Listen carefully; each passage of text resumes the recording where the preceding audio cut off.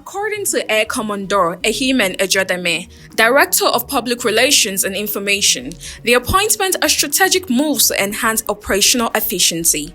Hi, welcome to What's Happening. These are our top 10 stories countdown today. At number 10, the United Nations on Friday urged Tanzania's security forces to refrain from using unnecessary force against demonstrators and demanded investigations into election-related violence after polls descended into deadly chaos. The United Nations Human Rights Office also said it had received credible reports of death in the economic capital, Dar es Salaam, in the Shinyanga in the northwest, and Morogoro in the east, with security forces firing live ammunition and tear gas to disperse protesters. At number 9, the Turkish Football Federation on Friday suspended 149 referees accused of betting on matches. The TFF said in a statement that its disciplinary committee had handed out suspensions ranging from 8 to 12 months. The TFF said, adding that investigations are continuing into 3 other referees. An investigation by the Federation into 571 referees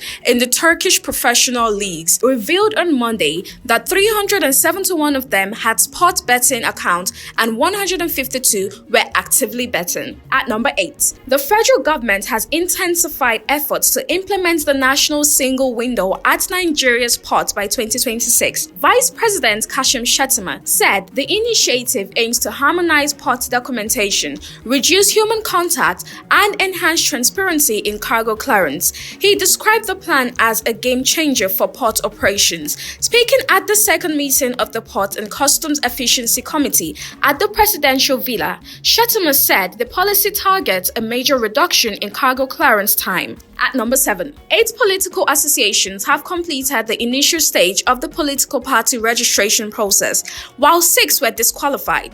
The Independent National Electoral Commission, the National Commissioner and Chairman of the Information and Voter Education Committee, Sam Olumekun, confirmed this development in a statement. The Commission held its regular meeting on the 30th of October 2025 to review progress since an earlier update on the 11th of September. At number 6, petroleum marketers have warned that the pump price of premium motor spirits, popularly called petrol, could exceed 1,000 naira per litre following President Bola Tinubu's approval of a 15% ad valorem import tariff on fuel imports. The new policy, which takes effect after a 30-day transition period expected to end on the 21st of November 2025, is part of the government's strategy to protect local refiners and reduce the influx of cheaper imported products that threaten domestic refining investments. However, marketers say the move could backfire and push retail prices beyond the reach of average Nigerians.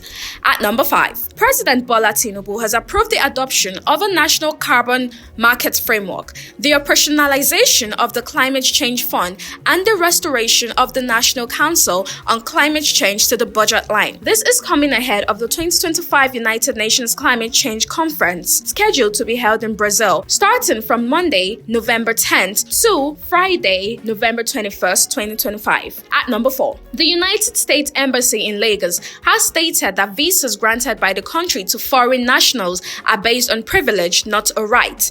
The U.S.-Nigeria mission added that visas could be revoked at any time at the discretion of the U.S. government, noting that they are a privilege. The 91-year-old world-acclaimed writer told journalists at Kongi's Harvest Freedom Park that he should not be expected in the U.S. by anyone, as he currently has no visa. At number 3, Bauchi State Governor Bala Mohammed on Friday led some People's Democratic Party chieftains to the Federal High Court, Abuja, ahead of the judgment on the party's planned national convention.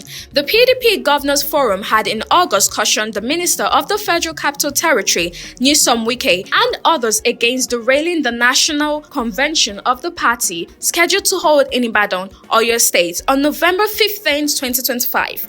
At number 2, 5 persons have died, while others sustained injuries in a road crash that occurred at a suburb of Akure, Ondo State capital, on Thursday. The crash occurred around 9 o'clock in the morning at a junction just before the Ilu Akpo community in Akure North local government area. It involved a Nissan Sunny car and a DAF tipper truck. The victims were said to be traders on their way to sell their goods at the market in Ogbeshe, a neighboring community. At number 1, the Chief of Air Staff, Air Marshal Sunday Anele, has approved the appointment of new principal and command officers across various Nigerian Air Force units and commands. According to Air Commodore Ehimen Ejodame, Director of Public Relations and Information, the appointment are strategic moves to enhance operational efficiency, foster synergy, and align with the new NAF leadership's command philosophy. He stated that the reshuffle was part of ongoing efforts to optimize command effectiveness,